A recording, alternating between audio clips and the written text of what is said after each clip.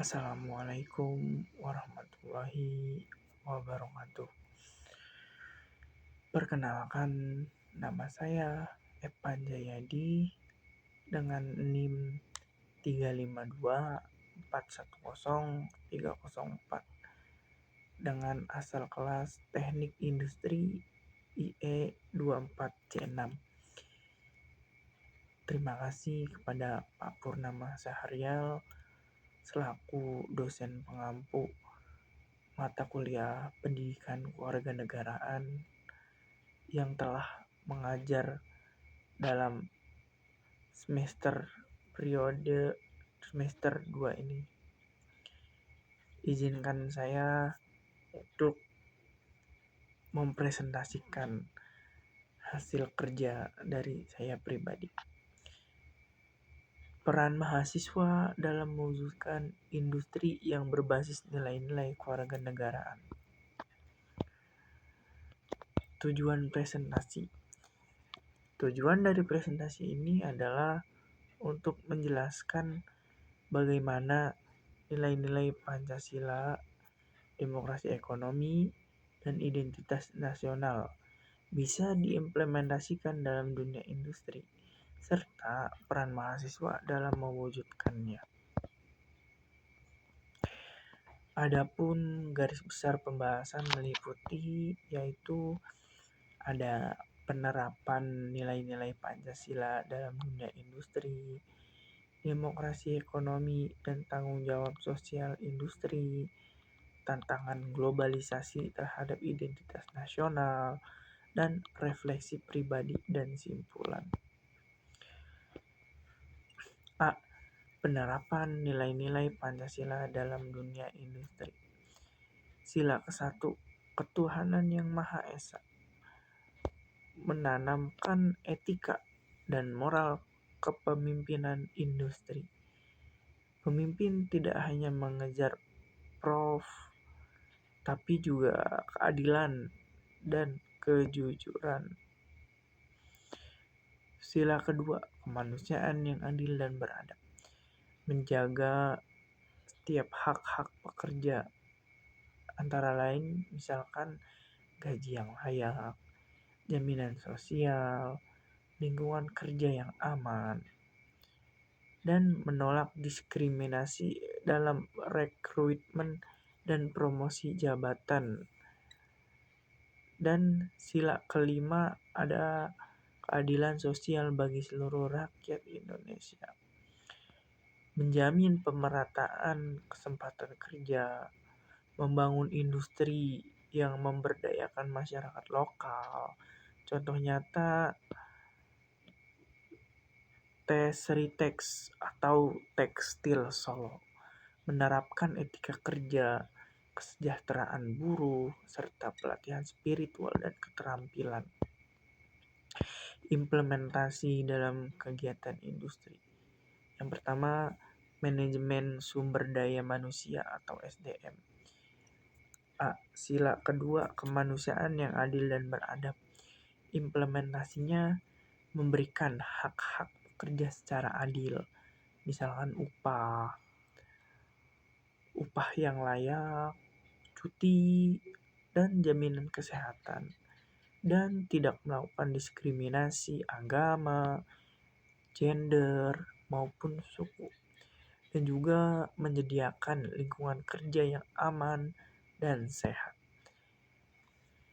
Yang B ada sila ke-5, keadilan sosial bagi seluruh rakyat Indonesia. Implementasinya ada peluang kerja merata di seluruh wilayah, pemberdayaan tenaga kerja lokal, dan program pelatihan dan peningkatan kompetensi karyawan. Dan di sini ada pengambilan keputusan dalam industri, yaitu sila ke-4, kerakyatan yang dipimpin oleh hikmat kebijaksanaan dalam permusyawaratan perwakilan.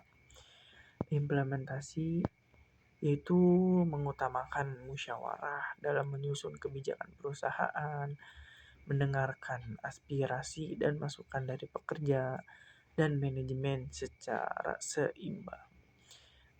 tidak mengambil keputusan secara sepihak oleh pimpinan, terutama yang berdampak pada banyak pihak. Lalu berikutnya ada kepemimpinan dalam industri. Slide pertama, ketuhanan yang Maha Esa. Implementasinya adalah memimpin yang berintegritas, jujur, dan amanah. Lalu mengedepankan moral dan etika dalam setiap keputusan. Memberikan contoh perilaku baik kepada bawahan. Yang B ada slide kedua, sila kedua dan kelima. Kemanusiaan dan keadilan sosial. Implementasinya adalah pemimpin tidak otoriter, membangun komunikasi dua arah, memastikan keadilan dan keberpihakan pada kesejahteraan bersama, bukan hanya pemilik modal.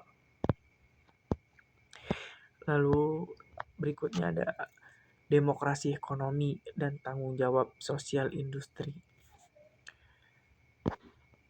Prinsip demokrasi ekonomi UUD 1945 pasal 33. Cabang-cabang produksi penting bagi negara harus dikuasai oleh negara. Kekayaan alam dikelola untuk sebesar-besarnya kemakmuran rakyat. Dan perekonomian disusun sebagai usaha bersama berdasarkan asas kekeluargaan. Peran CSR atau Corporate Social Responsibility,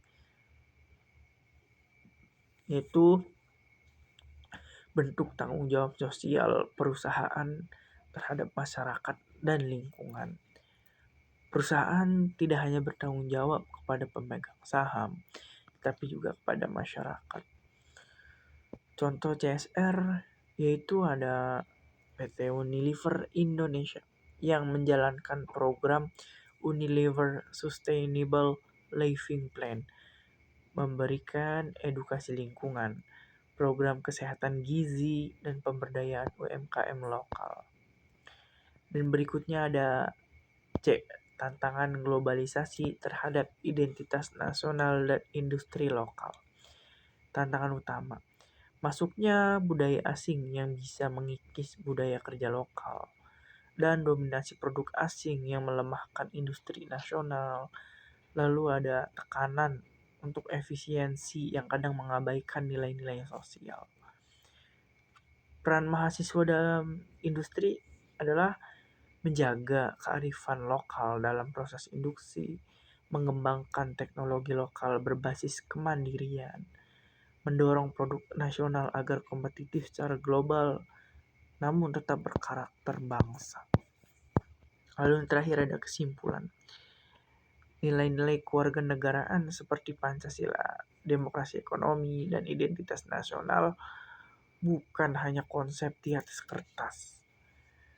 Mahasiswa dan pelaku industri harus menjadi pelaku utama dalam menerapkannya di dunia nyata. Refleksi pribadi.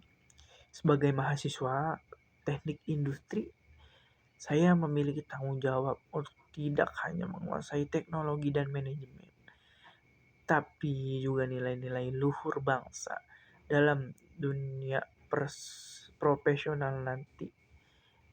Saya ingin menjadi bagian dari industri yang maju secara ekonomi dan beretika secara sosial. Mungkin sekian presentasi dari saya hari ini. Terima kasih atas waktunya. Assalamualaikum warahmatullahi wabarakatuh.